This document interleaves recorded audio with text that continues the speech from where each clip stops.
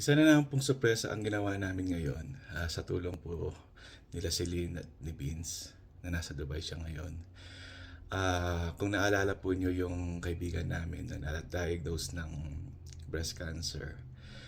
So, binigyan po namin siya ng isang munting sorpresa. Pasensya na po, nagiging emotional na ako. Kaya ito po, panoorin natin siya.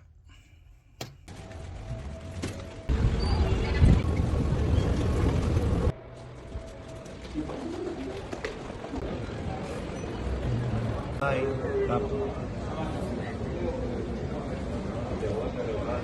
tapos itapin. Balo mo naman yung pagdalaran mo kaya mukha nito.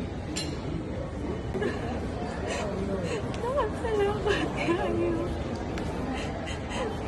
Masakit ko pa pagdalaran Diyos niya. Umalo ka na ano ko may x-ray. Balo ka naman to. Check natin yung Salamat sa Diyos. pamagaganak ka.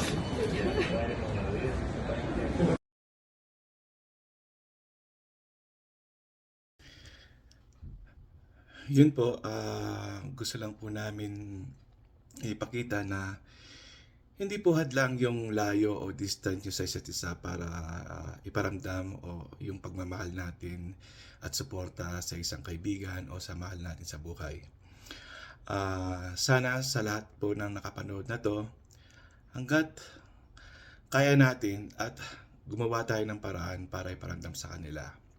Lalo na sa mga taong nakakaranas nito at nagdumadaan dito sa sakit na to na breast cancer o anumang cancer yan. Sana pagpatuloy po natin sa kanila ang suporta spiritually, emotionally, ganun po.